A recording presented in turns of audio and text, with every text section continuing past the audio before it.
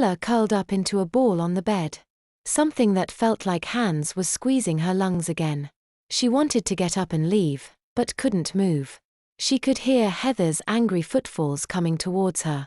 She felt a cool hand trace the bumps on her back. Any other time and place but now, she would have found the gesture soothing.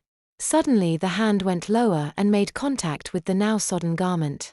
She heard Heather's breath hitch. "You're not supposed to use these anymore." While the voice had been gentler than the one used with Danielle, it still caused her to hide her face under her arms. "I was going to bring up the mop bucket. You can just I don't know, keep it under your bed until you need it, I guess. At least until we can figure out a better idea." "A bucket? Really?" Danielle couldn't stop herself from asking. "In my bedroom? It's going to stink up my room. Then just empty it." "Ew. No, that's disgusting. It is not just your bedroom anymore. When we decided to take Ella in, we all agreed. No, Mom. I didn't agree to anything.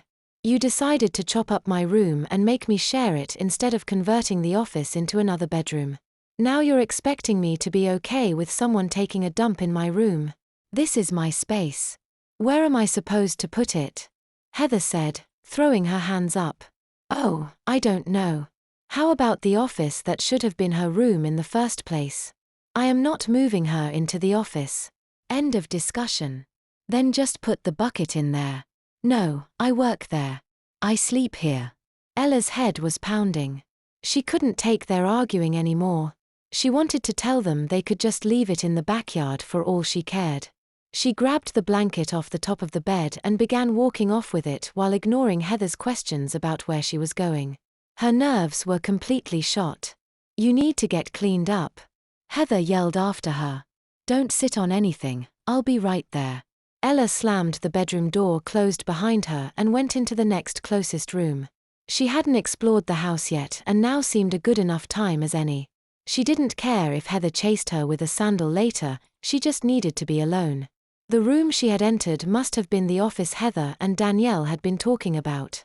There was a desk on the far side of the room with a laptop. On the other side of the room was a couch facing a small flat-screen TV mounted on the wall. She thought about snuggling up on the couch, but knew Heather would quickly find her. What she wanted more than anything was to be alone, so she made do with the best hiding place she could find. Under the desk. She used the blanket to make herself a little place to curl up, before crawling in and sealing the entrance to her cave with the computer chair to hide her. She thought she had been well hidden, but Heather had immediately spotted her the moment she walked in. "Ella, what are you doing? Come out of there." Ella shook her head and scooted herself away as far as possible. Heather moved the chair out of the way and squatted down in front of her. She dropped the notebook and pencil in front of her before saying, "Talk to me." Ella shook her head. She had nothing to say.